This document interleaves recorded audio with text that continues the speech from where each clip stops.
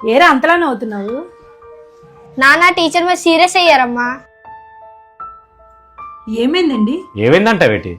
పిల్లని కొట్టించింది టీచరు. నీకు ఏ అధికారం ఉందని కొట్టడానికని అడిగాను. ఏదో క్లాస్లో పిల్లని కొట్టాడంట, దానికే కొట్టించింది టీచరు. ఎందుకు కొట్టావు? పెన్నం లేదని మూతి మీద గుద్దాను. వీడి చేసిన పని ఏంటండి? అయితే కొట్టేస్తారా? ఆడు మొన్న హోంవర్క్ చేయకపోతే మీ చేతి వేళ ఆడు బీపుకు అంటుకున్నట్టు కొట్టారు కదా, మరి దేనికి కొట్టారు? వీడు సరిగ్గా చదవలేదని మీరు కొట్టచ్చు, తన స్టూడెంట్ తప్పుదారిలో వెళ్ళకూడదని ఒక టీచర్ మందలించకూడదా? పిల్లల మీద మనం చూపించేది ప్రేమ అయితే వాళ్ళు పిల్లల మీద చూపించేది బాధ్యత అండి. పిల్లల అభివృద్ధిలోకి వస్తే మనం ఎంత ఆనందపడతామో ఆ అభివృద్ధికి కారణం టీచర్లేనండి.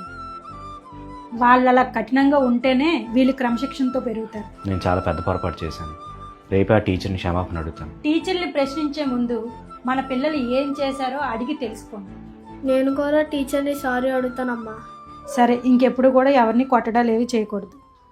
రేపు సారీ చెప్పు టీచర్కి.